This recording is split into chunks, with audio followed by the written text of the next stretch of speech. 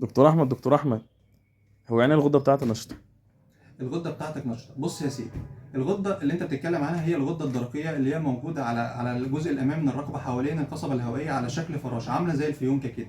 الغده الدرقيه مسؤوله عن افراز هرمونات مهمه جدا في جسم الانسان، زي هرمون التي 4 اللي هو الثيروكسين اللي هو بيفرز بنسبه كبيره جدا من الغده الدرقيه، هرمون التي 3 اللي هو الترايودوسيرونين وده بيفرز جزء بسيط منه من الغده الدرقيه، والجزء الاكبر نتيجه تحويل التي 4 في الكبد الى تي 3. طبعا الغده الدرقيه لها ادوار كتير جدا في جسم الانسان، اهمها ودورها الرئيسي هو تنظيم عمليه التمثيل الغذائي في جسم الانسان اللي هو الميتابوليزم ريت. يعني ايه الميتابوليزم ريت؟ يعني عمليه تحويل الطعام الى طاقه لجميع اعضاء الجسم.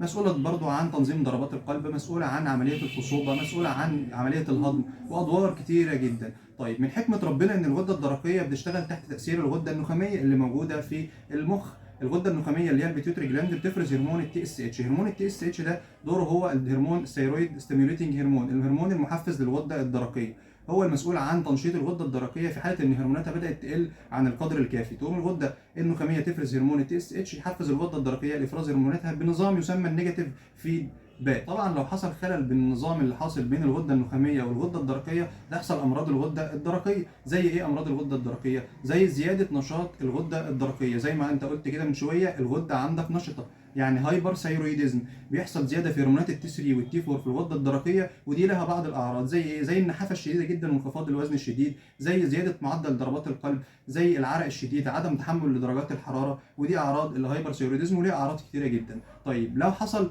انخفاض شديد في هرمونات الغده الدرقيه التي 3 والتي 4 يحصل في الحاله دي حاله اسمها تسمى الهايبوثايرويدزم اللي هو خمول الغده الدرقيه، وساعتها نقول ان عندك خمول في الغده الدرقيه. وليها اعراض برضو اهمها السمنه الشديده جدا وزياده الوزن المفاجئ، مثلا ضعف عام وخمول شديد جدا. الاثنين مع بعض الهايبوثايرويدزم والهايبرثايرويدزم ممكن يحصل فيهم خلل في الفيرتيلتي في الخصوبه، تاثر على عمليه الحمل في الميل او في الفيميل. والاسباب الرئيسيه للامراض دي كلها اسباب كتيره جدا، في منها برايمري وفي منها سكندري، اسباب كتيره جدا. وطرق التشخيص المعمليه لها تحاليل كتيره جدا زي التي اس اتش والتي 3 والتي 4 والسيروجلوبولين وانتي سيروجلوبولين وتحاليل كتيره جدا، وكل ده بيحتاج شرح كتير جدا وبرضه نقوله لك في الفيديو اللي جاي ان شاء الله.